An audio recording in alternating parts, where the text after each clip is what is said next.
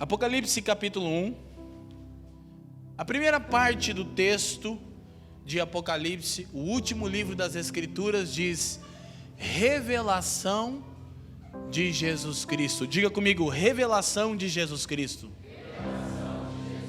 Então, quantas pessoas aqui são sinceras o bastante, independente se você já é um cristão ou se você está nos visitando pela primeira vez, não importa, mas quem aqui é sincero o bastante para erguer a sua mão e dizer assim: olha, eu tenho uma dificuldade de entender a Bíblia, eu não entendo exatamente o que a Bíblia está dizendo.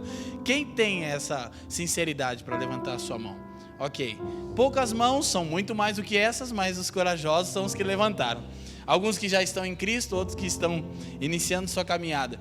Então, se nós precisássemos resumir todas as Escrituras em um único versículo, o primeiro versículo do último livro das Escrituras, o livro de Apocalipse, que traduzido significa revelação, diz qual é toda a história bíblica, qual é o objetivo do texto sagrado. Do que tratam esse texto?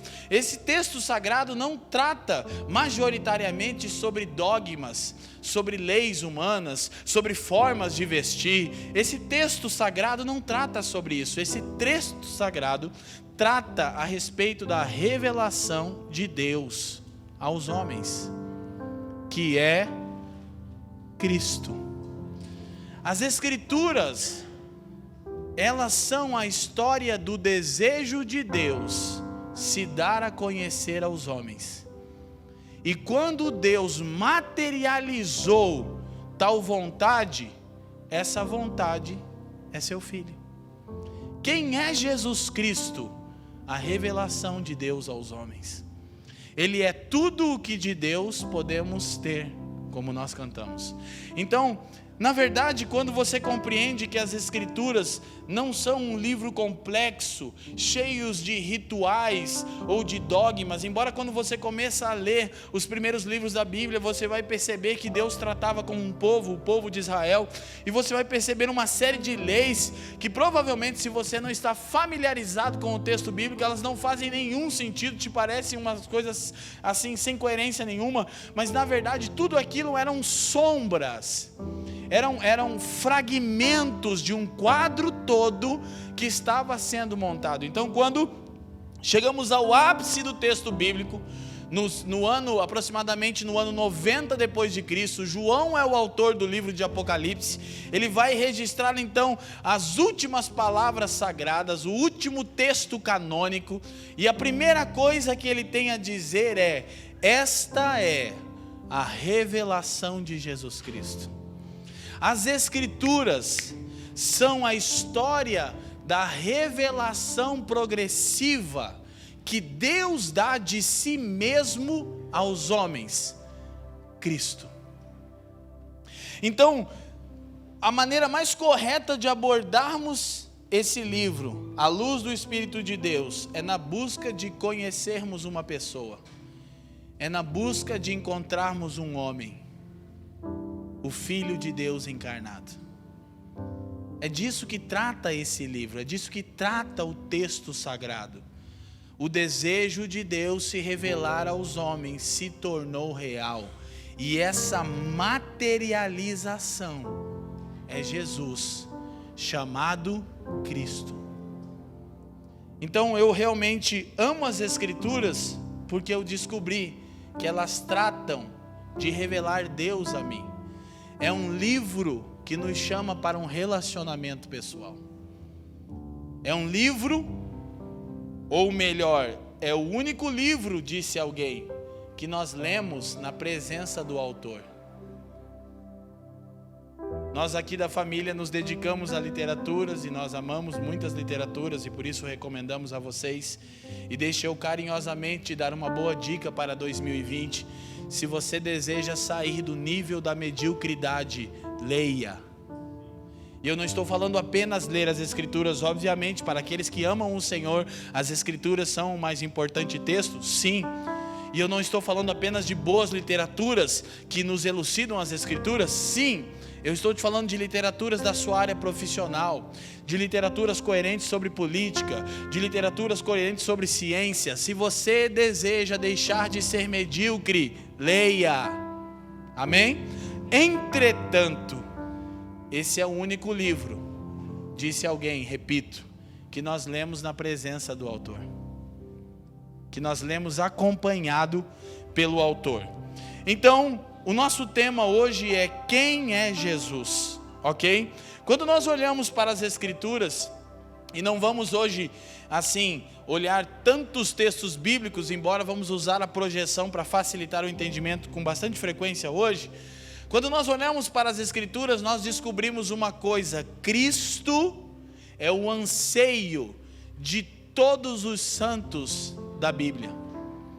Quando nós olhamos para Abraão, quando olhamos para Moisés, quando olhamos para Davi, os patriarcas da nação de Israel, nós descobrimos que todos eles tinham o mesmo anseio: conhecer a Cristo. As Escrituras dizem em João que Abraão desejou, almejou, anelou ver o dia de Cristo, viu e se regozijou. A mesma Escritura diz sobre Moisés, que era então príncipe do Egito, a nação mais poderosa e estruturada do planeta Terra, que Moisés preferiu o vitupério e a vergonha de Cristo do que a glória do Egito. Entretanto, entre Moisés e Cristo há 2000 anos de diferença, mas ele recebeu uma revelação de que Deus encarnaria, e ele achou mais coerente padecer e ser exposto à vergonha do que ser um príncipe na nação mais poderosa do planeta Terra. São homens de revelação. Quando olhamos Davi, Davi disse: uma coisa eu quero contemplar o Senhor. Quantos salmos são salmos messiânicos? Na verdade, boa parte dos salmos de Davi revelam o desejo que Davi tinha de conhecer a Cristo. Quando nós olhamos para os profetas da primeira aliança, o próprio apóstolo Pedro vai dizer que todos eles indagavam ao Senhor de quando aquilo que eles profetizavam se tornaria real, quando aquilo se tornaria palpável, tangível. Eles almejavam por Cristo. Quando você entra na nova aliança, naquilo que nós chamamos de Novo Testamento, você que tem um pouquinho mais de familiaridade com o texto bíblico vai lembrar de homens como Simeão. Diz a história que era um ancião que todos os dias no templo orava, esperando o aparecimento do Messias de Deus, do Cristo de Deus. E Simeão, quando recebe o menino na sua mão, nas suas mãos, já bem velhinho, ele diz: Senhor, despede em paz o teu servo. Ele diz: os meus olhos viram a salvação. Ele almejou viver, não até o dia em que ele tivesse sucesso, mas até o dia em que ele conhecesse a Cristo. O que dizer também da profetisa Ana, que o texto do Novo Testamento vai dizer que ela também labutava no templo, esperando a manifestação. O que dizer do texto? Lembrei-me, quando estava refletindo sobre isso, do Dennis e de uma canção de David Keelan, que nós cantávamos muito. O que dizer do texto do maior de todos os apóstolos, Paulo, Filipenses capítulo 3, versículo 8, Paulo diz: deveras considero todas as coisas como perca, para que possa ganhar a excelência do conhecimento de Cristo Jesus. E quando olhamos por todos os apóstolos e todos os santos também do Novo Testamento, há um único desejo: conhecer a Cristo e ser achado nele. Então todas as Escrituras vão mostrar sobre isso. E nós já tivemos uma palavra, duas foram as palavras quando nós falamos sobre os 4 fundamentos do Novo Testamento. Quem lembra aí? Levanta a mão e diz sim. Então, nós falamos muito sobre a revelação de Cristo, e eu hoje queria trazer, na verdade é fácil, né? Porque tem tantas coisas, as Escrituras são, cada página das Escrituras são sobre Cristo, porque Cristo é a revelação que Deus dá de si mesmo aos homens. Então eu fiquei procurando outros textos, e para que a gente possa entender. A primeira pergunta então que nós levantamos é: quem é Cristo? Quem é Jesus? E o texto de Colossenses capítulo 1, nós vamos usar a versão A Mensagem intencionalmente. A Bíblia é uma mensagem do Eugene Peterson. É uma Bíblia contemporânea e dramatizada. É uma linguagem assim para você ler quando você está de folga. Não é a sua melhor Bíblia não é, de fato não é. Eu como pastor não cometerei tal erro. Não é uma Bíblia para você ter como a Bíblia que você lê de estudo. Ele mesmo diz isso na introdução dela. Se você tem e já leu o prefácio, porque eu já li, ele diz, olha, eu não estou querendo substituir a Bíblia tradicional. Eugene Peterson é um importante pastor, que ele pegou a linguagem bíblica e colocou no dia a dia de Manhattan, de Nova York, assim, é muito legal, e ela é muito útil para isso. Então eu escolhi alguns textos. Se você não consegue visualizar, preste atenção. Esse é o texto de Colossenses capítulo 1, versículo 15 em diante. Quando olhamos para o Filho, vemos o Deus invisível. Olhamos para o Filho e vemos o propósito original de Deus em toda a criação. Pois tudo, absolutamente tudo, acima e abaixo, visível e invisível, e todas as hierarquias dos anjos, tudo começou nele e nele encontra propósito. Ele estava lá antes que tudo viesse à existência, e Ele tudo mantém até o presente momento. E no que diz respeito à igreja, Ele a organiza e mantém unida, assim como a cabeça dirige o corpo.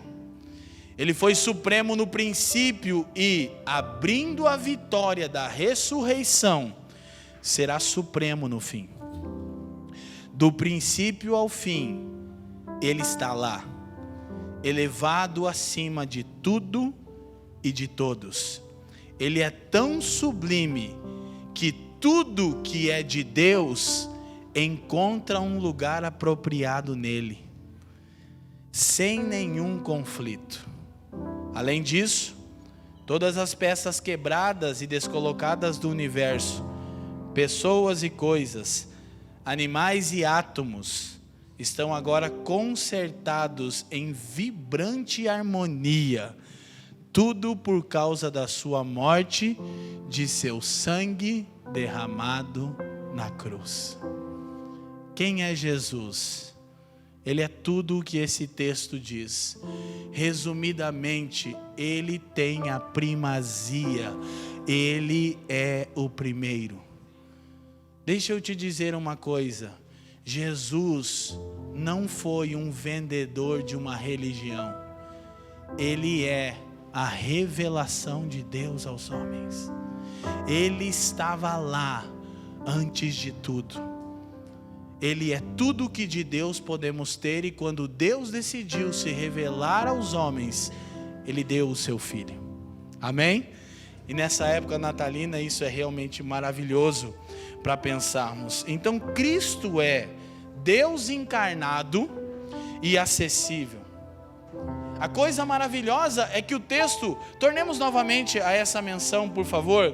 Olha como o texto começa dizendo: quando olhamos para o Filho, vemos o Deus invisível. Isso é quase incongruente se fosse apenas uma interpretação de texto. Porque Deus é invisível, mas tudo aquilo que de Deus se pode ver estava em Jesus. Amém? E Jesus é a revelação de Deus. Agora, a grande questão que se levanta então é: Jesus é Deus encarnado, e não apenas Deus encarnado, é Deus encarnado e acessível aos homens. Não sem razão, Cristo andava no meio de pecadores. Não sem razão, Jesus se relacionava e amava as pessoas. Escute, Ele não apenas amava as pessoas num aspecto genérico, como aquele que ama a criação de Deus e de fato ama, mas as Escrituras vão mostrar os sentimentos de Jesus pelos seus discípulos, pelos seus amigos. Como quando Lázaro morre, ele recebe a notícia, as Escrituras dizem em João 11:35, Jesus, isso aí todo mundo decorou, né? Jesus chorou, e o texto diz porque Ele amava Lázaro. Ele tinha prazer em estar na casa de Marta e Maria, de estar com seus amigos. Então, Ele é Deus encarnado e acessível a todos nós. Jesus é o primogênito de toda a criação. A questão é, como conhecê-lo? Se você crê, Leandro, eu creio que Jesus é a encarnação de Deus, eu creio que Jesus é a revelação progressiva que Deus dá de si mesmo aos homens. Mas como conhecê-lo? Há duas maneiras centrais pelas quais nós conhecemos o Senhor. Primeiro, pelo Espírito. João 16:14, por favor. Ele me glorificará, porque há de receber do que é meu e vou-lo há de anunciar. Quem aqui já ouviu falar sobre o Espírito Santo? Levanta sua mão e diga sim. Não vou perguntar agora, não precisa levantar sua mão. Mas quem acha estranho esse negócio de um Espírito que é santo? Cara, mas é um santo ou é um Espírito? Porque a gente vive num país tomado pelo sincretismo religioso, né? O Brasil é um país de muitas crenças, de muitas concepções religiosas.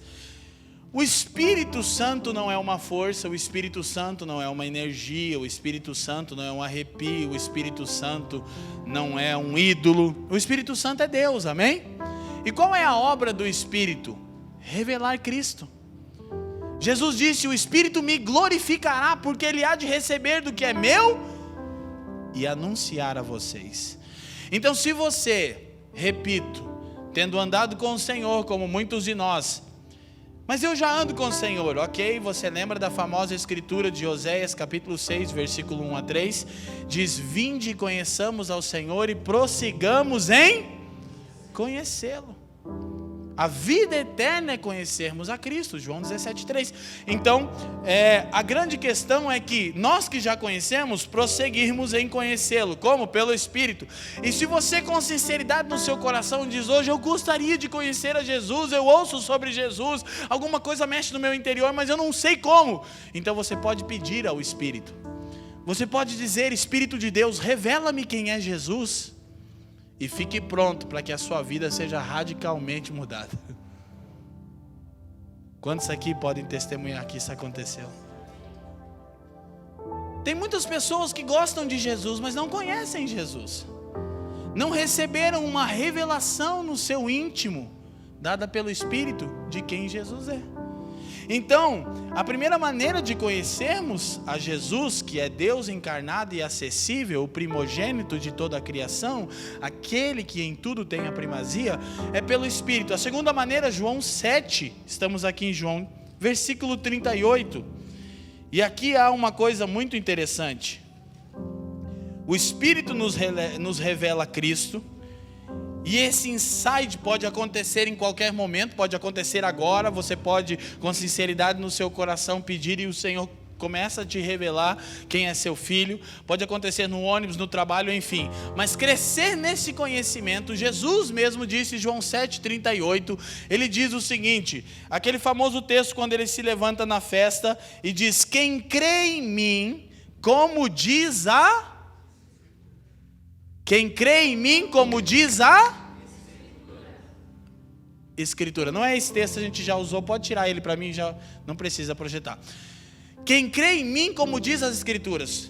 Leandro, estou aqui te ouvindo, ou estou aqui porque alguém me convidou, eu tenho um parente, um familiar, ou estou aqui porque eu vim por mim mesmo, e eu gosto de Jesus, e eu estou crendo em Jesus, mas por que as coisas não acontecem? Porque você está crendo em Jesus do jeito errado.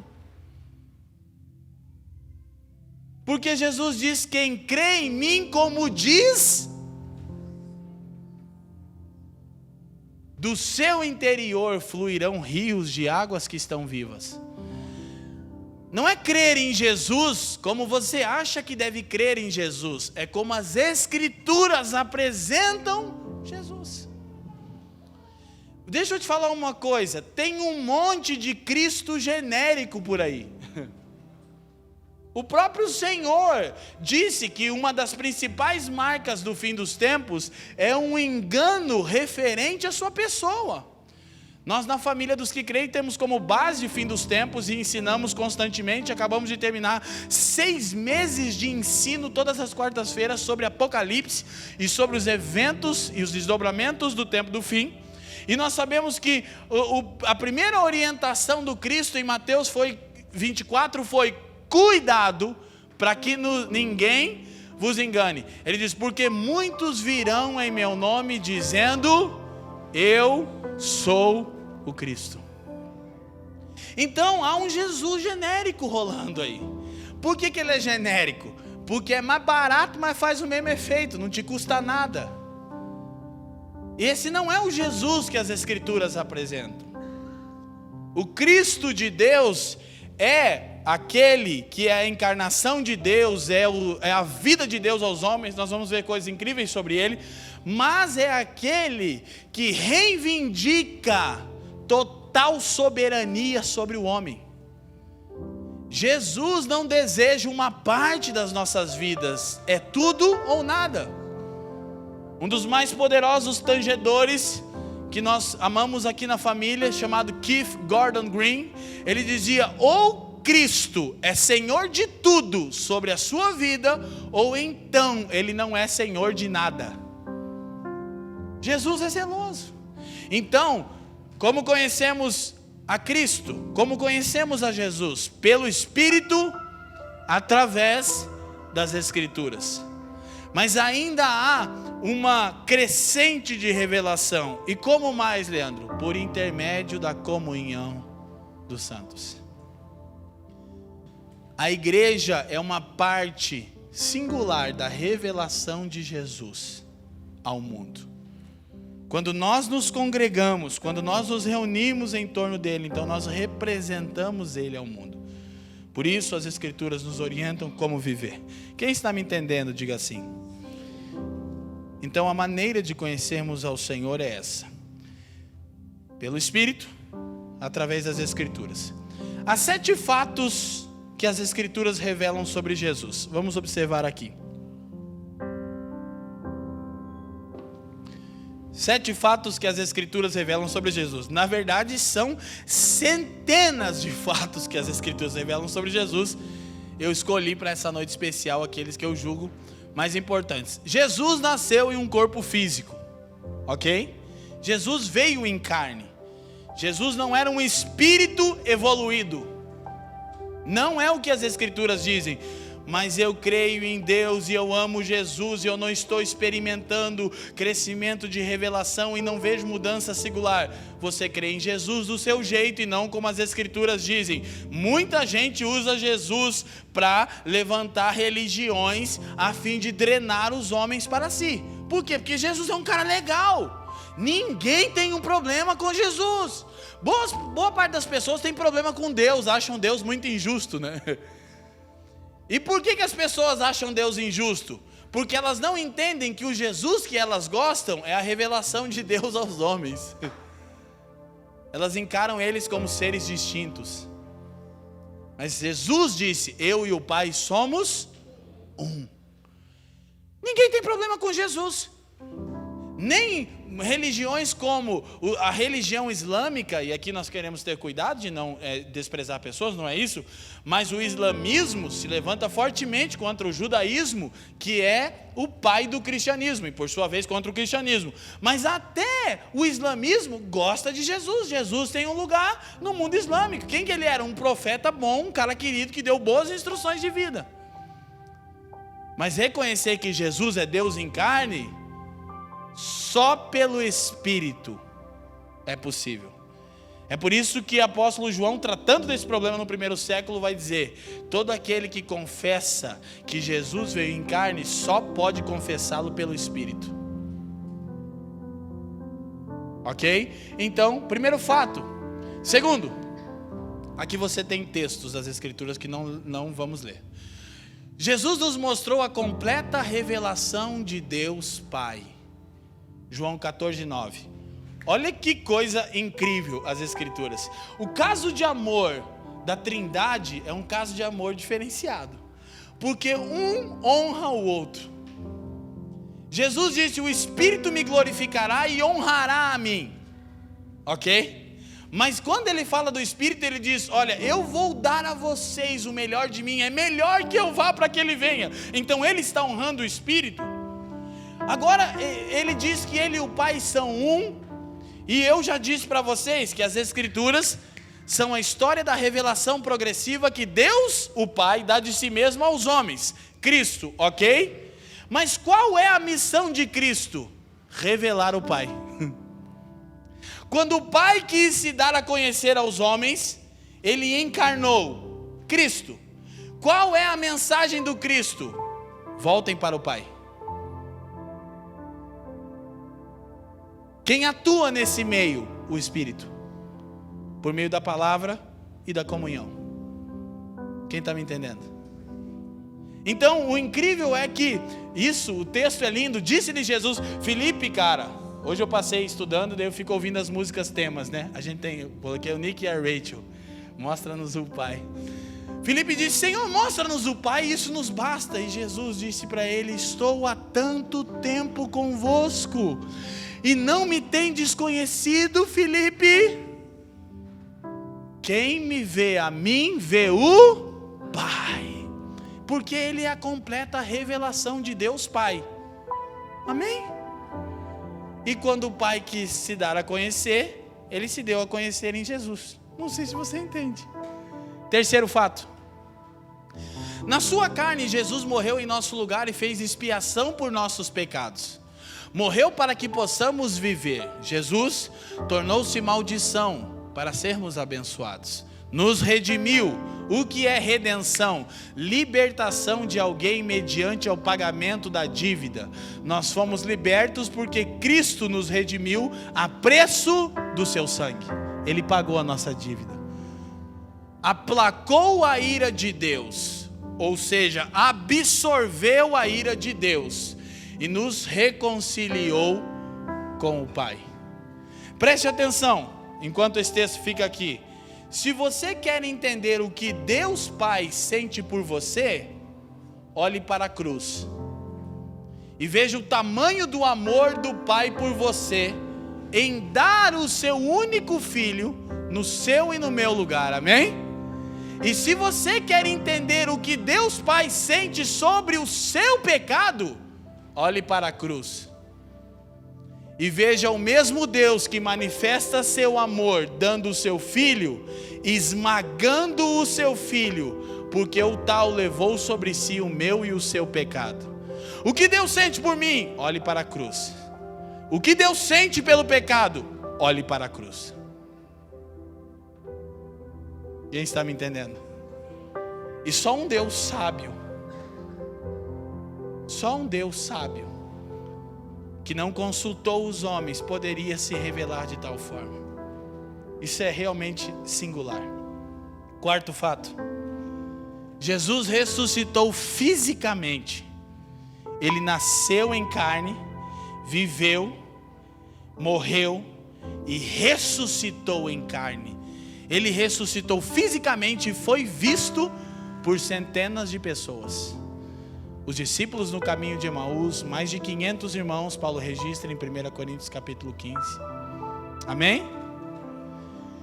Quinto fato: Jesus ascendeu aos céus e está à direita de Deus, e em tal condição de exaltação e autoridade, Ele intercede por nós. Ele está diante do Pai dizendo: Pai, eu estou aqui pelo Leandro, pelo Felipe, pela Val, pela Andréia, pela Elisete, pela Priscila, pela Bibi, eu estou aqui por eles. Amém? Quem fica feliz com essa notícia? Uau! 6. Jesus retornará à terra para reinar. Governará as nações a partir de Jerusalém com justiça. Destruirá toda a altivez dos homens ímpios, bem como todas as obras do diabo. Amém? Breve o Senhor vem. Sétimo fato: Jesus ressuscitará nossos corpos mortais e nos transformará em glória. Ele nos dará um corpo não mais sujeito à morte, um corpo de glória, assim como o corpo que ele tem hoje à destra de Deus. Amém? Esse é um breve resumo de crer em Jesus, como diz as Escrituras, não como você acha que deve crer, não como eu penso que devo crer, como as Escrituras dizem. Amém? Então olha para mim, deixa eu te falar uma coisa. Você tem uma Bíblia aqui ou em casa? Quem tem? Levanta a sua mão. Aqui ou em casa você tem uma Bíblia, ok? E se você crê, você tem o Espírito em você. Quem tem o Espírito de Deus? Você tem os dois veículos mais seguros para ouvir a voz de Deus: as Escrituras diante de você e o Espírito de Deus dentro de você. Não há confusão nisso, para conhecermos ao Senhor. Amém? Então, há um texto nas Escrituras que resumem essa parte final. É o que foi dito pelo profeta Isaías no capítulo 9. De novo nós vamos usar a versão de Eugene Peterson. As botas dos soldados invasores, Isaías capítulo 9, versículos 5 a 7. As botas dos soldados invasores e os uniformes encharcados de sangue inocente serão empilhados e queimados, e a fogueira permanecerá acesa vários dias, porque um filho nasceu para o nosso bem, um filho foi dado de presente a nós. Ele vai assumir o governo do mundo. Seu nome será Conselheiro Maravilhoso, Deus Forte, Pai Eterno, Príncipe de bênção plena. A autoridade de seu governo vai se expandir, e não haverá limites para a restauração que ele irá promover. Quem crê em mim, como diz as Escrituras. Os profetas falavam a respeito da revelação do Cristo de Deus. Isto posto, uma outra questão que nós levantamos é: ok, é lindo isso que os cristãos falam a respeito da pessoa de Jesus. Que relevância isso tem para mim? Tem, que as Escrituras não apenas revelam Deus no seu Filho, as Escrituras mostram a sua e a minha condição sem Cristo. E quando nós olhamos, não vamos ver o texto, mas se você quer anotar, Gênesis 3, até o versículo 19, do verso 1 até o 19, são os primeiros efeitos da queda. E nós vemos o homem e a mulher sendo amaldiçoados pela desobediência e a própria criação recebendo a condenação. Mas isso fica um pouco mais claro quando Romanos capítulo 3, versículo 9 em diante, registram, olhe para mim, as consequências da queda do homem, que eu e você herdamos, as consequências do pecado. E as Escrituras registram de tal forma, Romanos capítulo 3, de novo na versão, a mensagem: se é assim, onde isso nos levará? Será que nós judeus estamos em situação melhor que os outros? Na verdade não. Basicamente todos nós, judeus e não judeus. Quem aqui é judeu? Levanta sua mão. Ninguém é judeu? Tem um judeu? Judeu? Não. Quem aqui não é judeu? Levanta a mão. Quem aqui não é judeu? Levanta a mão. Quem não vai levantar a mão, não importa o que eu pergunte. E tem os irmãos que não levantaram? Todos nós, judeus e não judeus. Então está falando com a gente, tá bom? Diga assim: esse todos inclui a mim. Começamos em condições idênticas. Todos nós começamos como pecadores. As Escrituras não deixam dúvidas sobre isso. Não há ninguém vivendo como deve. Nenhum sequer. Ninguém entende, ninguém presta atenção em Deus. Todos eles erraram um caminho, todos estão vagueando sem rumo. Ninguém está vivendo da maneira correta. E não creio que há alguém que o consiga.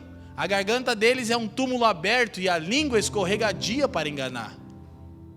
Cada palavra que pronunciam está impregnada de veneno. Eles abrem a boca e empesteiam o ar. São eternos concorrentes ao prêmio de pecador do ano. E emporcalham a terra com sofrimento e ruína. Não fazem a menor ideia do que seja viver em comunidade. Eles passam por Deus e o ignoram. O que é isso, Leandro? É a definição que as Escrituras dão dos homens sem Deus. Traduz: não é que você seja ruim, é que você é pior do que pensa. Amém? Então, por que é importante sabermos que Cristo é tudo aquilo que nós estamos dizendo que Ele é? Porque a nossa condição era que nenhum de nós tinha a mínima chance. O texto diz: não é apenas que não fazem o bem, não é apenas que não entendem, não é apenas que não temem a Deus. Paulo diz: eu penso que ninguém conseguiria. Então nós estávamos fadados ao fracasso. Por quê? Por causa do pecado. Mas Deus decidiu se revelar aos homens, e Ele fez isso na pessoa do seu Filho Jesus.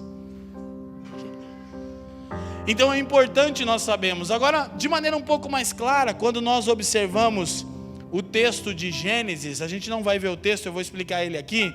Gênesis capítulo 3, as consequências da queda do homem. Olha só, 3 consequências básicas do pecado original, da queda do homem. Primeira consequência: o homem foi separado psicologicamente de si mesmo. Vergonha e medo. Deixa aqui, Gênesis 3:9. Quando o homem peca e Deus chama o homem, ele sente vergonha e medo. Você já parou para pensar por que a sua alma vive em conflito com você? Você já se deu conta? Presta atenção numa coisa aqui, irmão. Eu quero que os irmãos fiquem num espírito de oração. Por que a sua alma luta com você? Como assim minha alma luta comigo, Leandro? Sua alma vive te botando para baixo. Você já se deu conta porque tem dia que não aconteceu coisa nenhuma e você levanta pensando: minha vida é sem sentido, minha vida é sem significado. Sabe por quê? Porque o homem é um ser integral, mas o pecado, a desobediência a Deus, trouxe o primeiro efeito: o homem foi separado da sua psique, da sua alma, e agora ele é acusado pela sua própria alma. Você não consegue, você não pode, você não é amado, você foi rejeitado, você não tem capacidade, você não merece viver. Então essa é a primeira consequência: separados psicologicamente de si mesmo. Segunda consequência: separados socialmente do seu próximo. Quando Deus indagou o homem se ele havia comido do fruto proibido, o homem disse: a mulher que você me deu transferiu a culpa. Eu disse ontem que essa semana eu estava assistindo com o Ben um documentário no History, eu acho que era, sobre a mente de Einstein. Muito legal o documentário. O Ben ficou chocado quando soube que alguém roubou o cérebro de Einstein, né? O cara pegou o cérebro, abriu a cabeça do Einstein quando ele morreu para estudar o cérebro dele, né? Que o cara foi... Então, e ele compartilhando a respeito, esse documentário compartilhava a respeito das fórmulas, da física, do que o Einstein descobriu, que depois veio a se tornar a base para a bomba atômica, que não era uma coisa que ele queria, enfim. E aí, um dos cientistas sendo entrevistados, ele disse assim: na verdade nós já alcançamos, o ser humano, né? Já alcançou altos níveis de ciência, de conhecimento, de tecnologia. Einstein mudou a história do mundo e depois dele, etc. Coisa e tal. Ele disse: entretanto, nós ainda não conseguimos nos dar bem com o nosso vizinho. E sabe o que a tecnologia tem feito? Tem afastado mais o homem do seu próximo. Segunda consequência do pecado é que nós fomos separados socialmente do próximo. Todo mundo quer ter uma vida em que ninguém se meta. Deixa eu te falar uma coisa: se você se sente assim, é porque você ainda está debaixo da influência do pecado. Porque quem nasceu de novo, porque quem crê em Cristo, tudo que quer é viver em família. Quer viver em comunidade, quer ser corrigido, quer ser instruído. Quer ser, porque sabe e reconhece que precisa. Quem está me entendendo? Terceira consequência, separado fisicamente da criação. Trabalho árduo, espinhos e abrolhos, a terra produziu.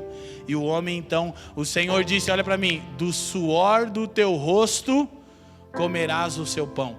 Trabalho não é pecado, e nem é algo que Deus não gosta. Deus trabalha desde a eternidade passada. Suor do rosto é lembrando a nós a desobediência. Fadiga, cansaço, estresse. Qual é o mal do século 21? E o estresse e a depressão são filhas de quem? Da ansiedade. E o que é a ansiedade? É a expectativa em algo que não aconteceu. Sabe qual é a boa notícia? Já aconteceu. Fazem 2000 anos que Deus já respondeu o estresse da raça humana. Fazem 2000 anos que Deus já se deu a conhecer. Mas a pergunta é, Cristo é suficiente? A outra pergunta talvez seja, você conhece a Cristo? Pelo Espírito, como diz as Escrituras? Uma outra pergunta é, você deseja conhecer a Cristo? Quem está me entendendo aqui?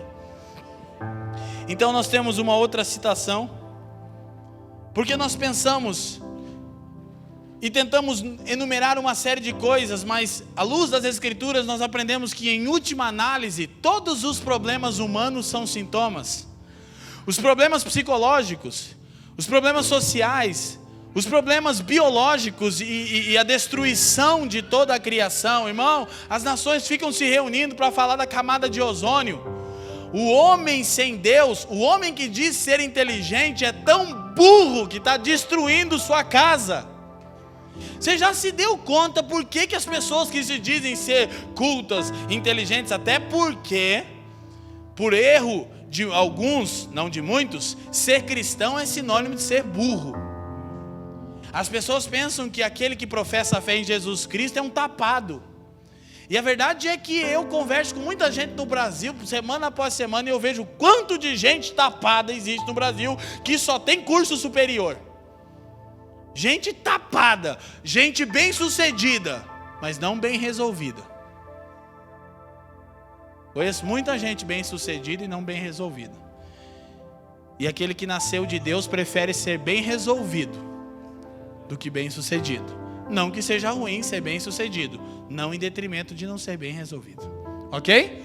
Então, todos os problemas do homem são sintomas. Nossa separação de Deus é a causa. Rupturas em meus relacionamentos horizontais, comigo mesmo, com o próximo, com a ordem criada, resultam da ruptura do relacionamento vertical com Deus. Querido, olha para mim, tudo é sintoma. A causa é que o pecado separa o homem do Criador. Entretanto, a boa nova é que Deus enviou o seu Filho, para que todo aquele que nele crê não pereça, mas tenha a vida eterna. Nele crê, como diz as Escrituras. Deixa eu te falar de todo o coração, olha aqui para mim. Jesus não é seu servo, Ele é seu Senhor. Não se aproxime de Jesus como quem se aproxima de um servo. Aproxime-se de Jesus como quem se aproxima do Senhor dos céus e da terra. Jesus não está à sua disposição para te enriquecer e te dar um namorado, um marido ou uma esposa, e para que você troque de carro em 2020. Jesus é o soberano, Jesus é a encarnação de Deus. Ele é o Senhor dos senhores e o Rei dos reis, que nos abençoa por sobremaneira. Mas não chegamos a Ele por causa disso. Chegamos a Ele por uma única razão, porque o Pai nos amou e nós cremos nisso e nos entregamos, amém?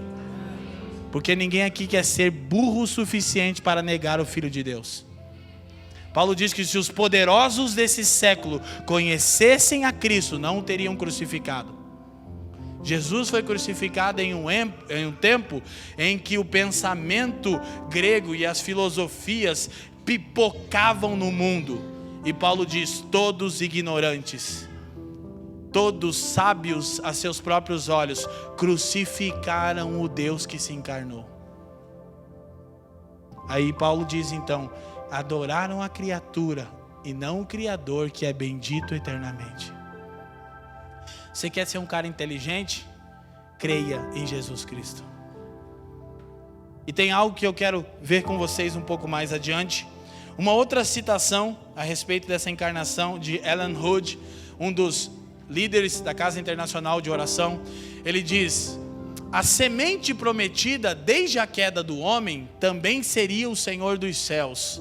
A criança que nasceria estabeleceria o trono de Davi e atenderia pelo nome de maravilhoso conselheiro, Deus forte, Pai da eternidade, príncipe da paz.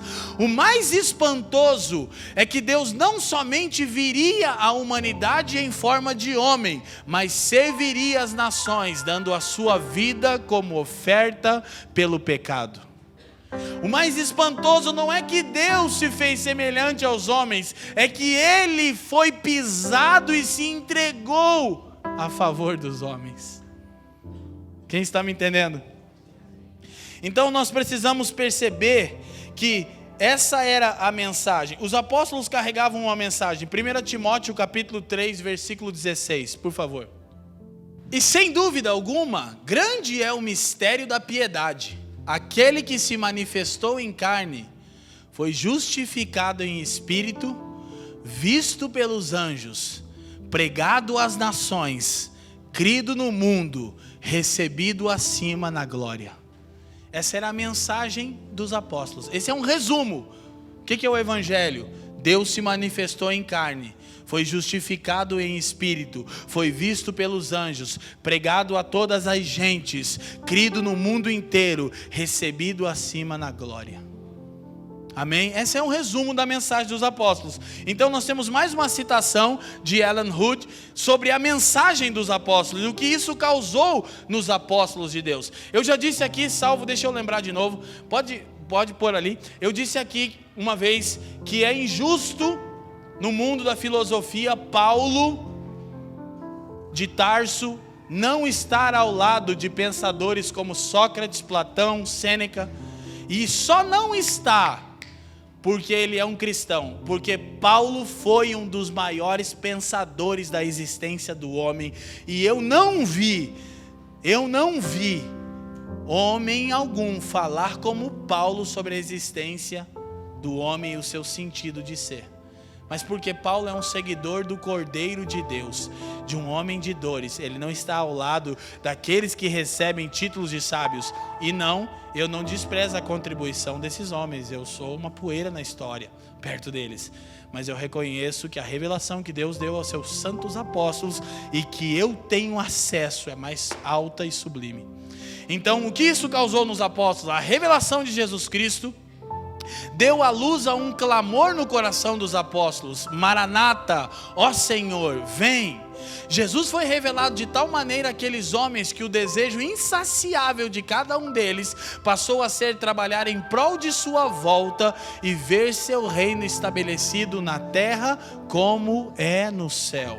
Olhe para mim, uma revelação de Jesus Cristo, não uma informação sobre Ele. Como essa revelação se dá, Leandro? Pelo Espírito, como diz as Escrituras, na vida comunitária. Uma revelação vai cativar o seu coração a entregar a sua vida em prol dos propósitos do reino de Deus.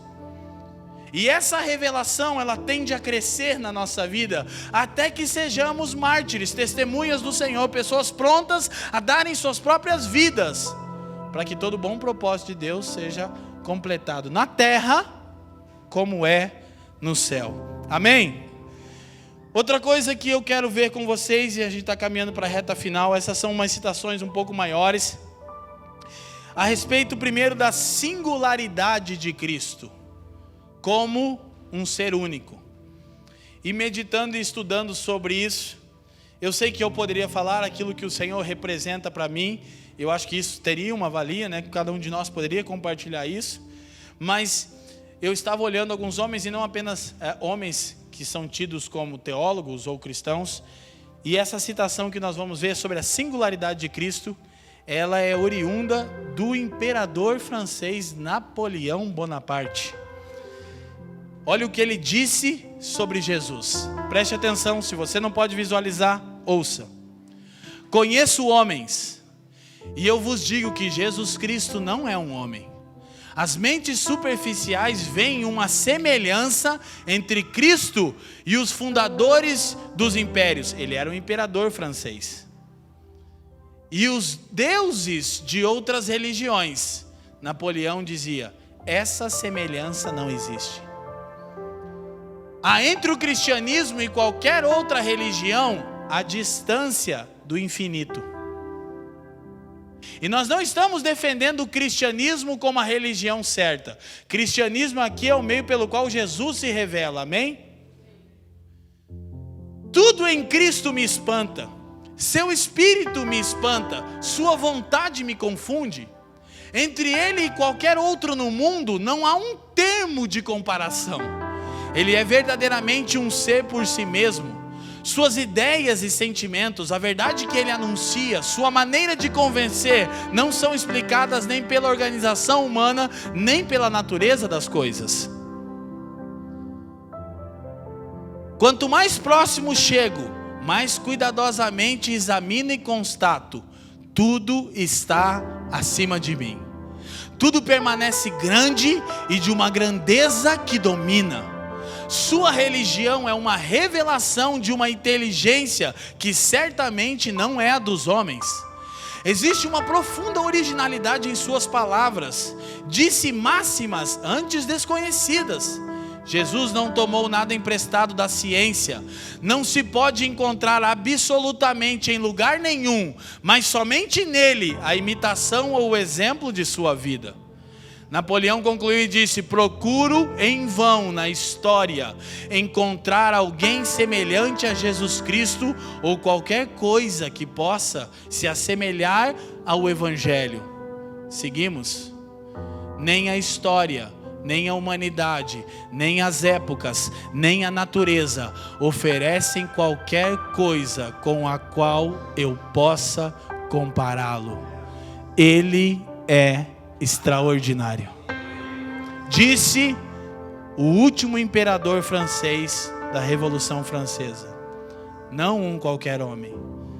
Procurei por toda a história em vão alguém comparado ao Cristo. Nada, a história, a humanidade, as épocas, a natureza, nada pode ser comparado à pessoa de Jesus.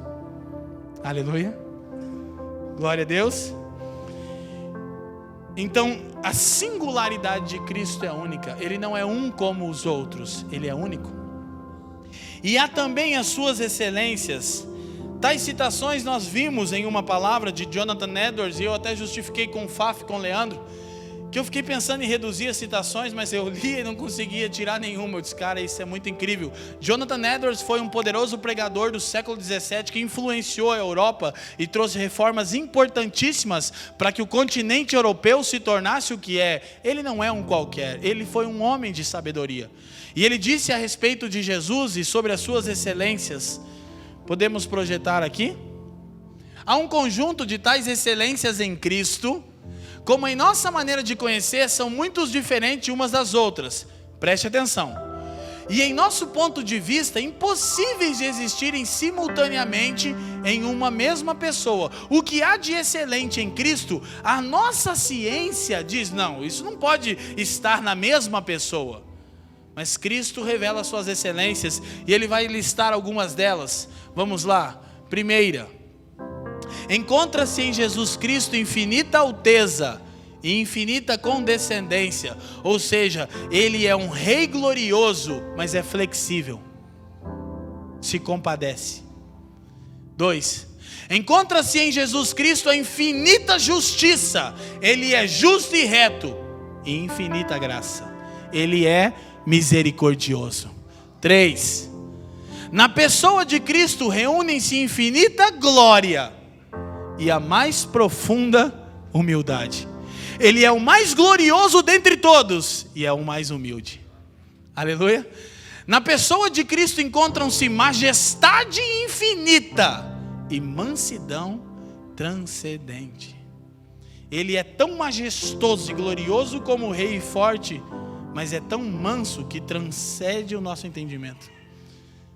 Encontram-se na pessoa de Cristo a mais profunda reverência para com Deus e igualdade com Deus. 6. Há conjugados na pessoa de Cristo infinito mérito e grandiosa paciência sobre os seus sofrimentos. Na pessoa de Cristo estão conjugados um espírito superior de obediência e sujeição, com supremo domínio sobre o céu e a terra. Ele é singularmente obediente e sujeito, tanto como é o supremo governante do céu e da terra. 8. Na pessoa de Cristo estão reunidas a absoluta soberania e a perfeita resignação, que é submissão à vontade de alguém ou ao propósito. Ele é soberano, entretanto se fez servo para servir o propósito de seu Pai. Quem está me entendendo? Em Cristo reúne-se a autossuficiência e uma inteira esperança e confiança em Deus. O que é outro conjunto peculiar à pessoa de Cristo?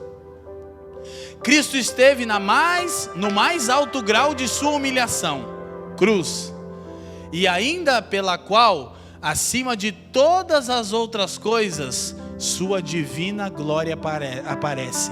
Quando os homens o julgavam um fracassado, Deus expunha os seus inimigos à vergonha, diz Colossenses 2, 14 e 15. Ele nunca, ouça isso, em qualquer ato, ofereceu uma tão grande manifestação de amor a Deus, ao dar a sua vida, e ainda assim, nunca manifestou tanto o seu amor por aqueles que eram inimigos de Deus, como neste ato. No mesmo ato, ele manifestou grande amor a Deus, quando deu a sua vida pelos seus propósitos, e grande amor àqueles que eram inimigos de Deus, eu e você. Cristo nunca tão eminentemente manifestou-se pela justiça divina, e ainda assim nunca sofreu tanto com a justiça divina, como quando ofereceu a si mesmo como um sacrifício pelos nossos pecados. 13. A santidade de Cristo nunca brilhou tão ilustrativamente como em seus últimos sofrimentos, na cruz, e ainda assim, ele nunca foi a tal ponto tratado como culpado. No exato momento em que foi visto que ele era o homem mais santo de todos, ele foi tratado como culpado. 14.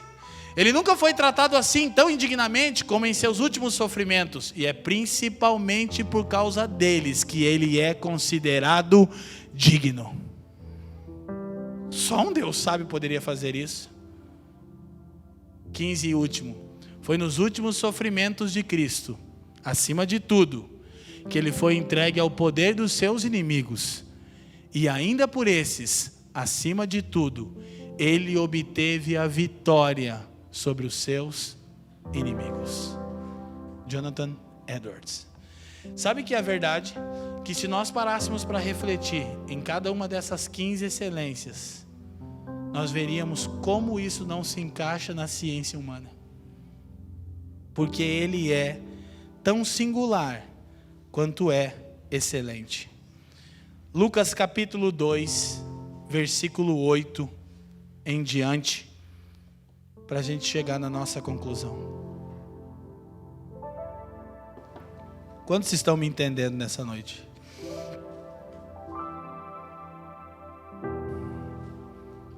É o anúncio do nascimento do Messias. Nesse clima natalino, a gente precisava ler essa escritura, né, irmão? Glória a Deus. É muito bom, não é verdade, irmão? Jesus nasceu, ele não nasceu em 25 de dezembro, a gente sabe que não foi. Mas não tem problema, a gente comemora assim mesmo, amém? Não é uma bênção? Jesus nasceu. E ele pode nascer hoje para algumas pessoas, amém? Ora, havia naquela mesma comarca pastores que estavam no campo e guardavam durante as vigílias da noite o seu rebanho. E eis que um anjo do Senhor veio sobre eles, e a glória do Senhor os cercou de resplendor, e tiveram grande temor. E o anjo lhes disse: não temais, porque eis aqui vos trago novas de grande alegria, que será para todo o povo. Pois na cidade de Davi nasceu hoje o Salvador, que é Cristo o Senhor. É o anúncio de que Deus veio aos homens. Então o anjo disse: não temais, eu trago boas novas. Diante desse quadro que já observamos da condição do homem, nós temos essa boa notícia. Agora eu vou terminar com mais uma citação e um versículo bíblico, mas eu queria que você me desse atenção especial ao que disse um bispo católico chamado Afonso Maria de Liguori a respeito da encarnação de Deus. Eu hoje pela manhã estava vendo isso, depois à tarde, depois do almoço com meus amigos eu voltei a ver. E quando eu comecei a ler essa citação, meus olhos encheram de lágrimas. É realmente singular pensarmos no Filho de Deus assim. Quando o Filho de Deus se tornou homem por nossa causa, ele poderia ter vindo como um homem adulto para seu primeiro momento na existência humana. Mas como a visão de crianças nos atrai, com uma atenção que nos faz amá-las, Jesus escolheu fazer sua primeira aparição na terra como um pequeno bebê. Fala para mim o que você sente quando você olha. Levanta os pequenos aí, olha lá. Não, dá um look na garotadinha ali, na mulherada. O que você sente quando você olha para um bebezinho daquele ali? Você é atraído a amar. Sua resposta é: que coisa tão bela, tão linda, tão cheirosa. Olha o Danny Boy ali, levanta o Danny Boy aí, ó. Tem como não amar?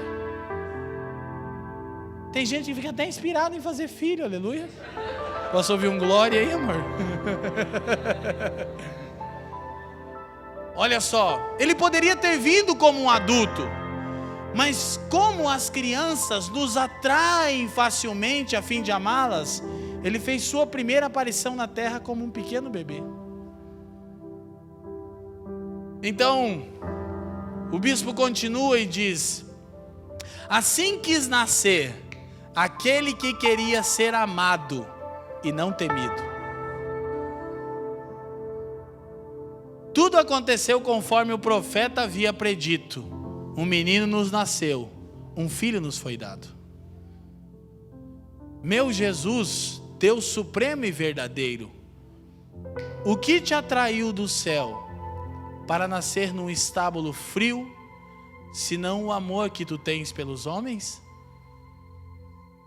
O que te atraiu do seio do teu pai para te colocar numa manjedoura dura e suja? O que te trouxe do teu trono acima das estrelas para pô-lo sobre a palha? O que te levou de entre os coros angelicais para te colocar entre os animais? Tu, que incendeia os serafins com fogo santo, agora estás tremendo de frio neste estábulo. Tu que pusestes as estrelas no céu em movimento, não pode mover-te agora, a não ser que os outros te carreguem nos braços. Tu que dás aos homens e aos animais a sua comida, tens agora necessidade de um pouco de leite para sustentar a tua vida. Tu que és a alegria do céu, agora choras e clama em sofrimento. Diga-me, quem te reduziu a tal miséria? O amor fez isso. O amor que tu dás a nós, homens mortais, trouxe isso sobre ti. Bendito seja o Senhor dos céus e da terra. Tu que habitas num trono sobre as estrelas, o que te fez nascer sobre a palha. Que Deus glorioso é esse, meus irmãos? Cristo Jesus. E essa é a obra de Deus, revelar exclusivamente o seu Filho. João capítulo 4, versículo 1 em diante. E terminamos.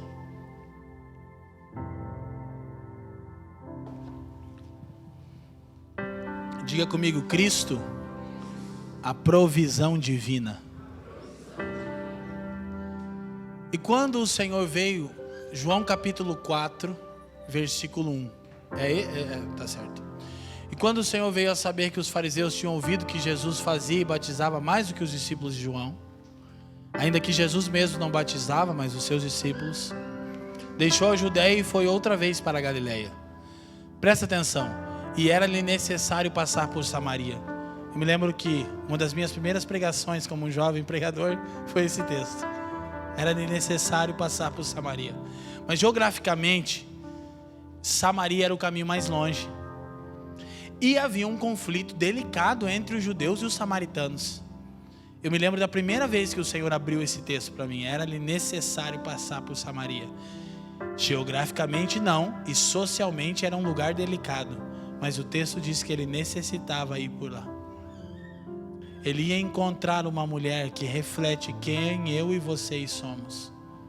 Uma mulher que tinha muitos amores, mas que permanecia com sede. E o texto diz: foi pois a uma cidade de Samaria chamada Sicar, junto da herdade de Jacó, que tinha dado ao seu filho José. Estava ali a fonte de Jacó. Jesus, pois, cansado do caminho, assentou-se junto da fonte. Era isso quase a hora sexta. Veio uma mulher de Samaria tirar água. Disse-lhe Jesus: dá-me de beber. Porque os seus discípulos tinham ido à cidade comprar comida. Disse-lhe, pois, a mulher samaritana: como, sendo tu judeus, me pedes de beber a mim, que sou mulher samaritana? Porque os judeus não se comunicam com os samaritanos. 10. Jesus respondeu e disse-lhe: se tu conheceras o dom de Deus, e quem é o que te diz, dá-me de beber, tu lhe pedirias, e ele te daria água viva. Quando nós propomos encerrar nossos encontros desse ano com esse tema, eu falei: Senhor, temos muita informação bíblica, mas eu quero que você me dê uma palavra rema para esse dia, que resuma quem é Jesus. E prontamente o Senhor me disse: é o meu dom aos homens. Jesus disse: aquela mulher que procurava em outros meios, em outros amores, satisfação, mas permanecia com o vazio. Ele disse: se você conhecesse o dom de Deus. A mensagem diz: se você conhecesse a generosidade de Deus. Quem é Jesus? O dom de Deus, o presente de Deus, a provisão de Deus. Para quê? Para os nossos problemas psicológicos, sociais, criacionais. É o dom de Deus. Mas as Escrituras dizem: se cremos nele, como elas o apresentam, pelo Espírito, então nós teremos vida e vida em abundância. Amém?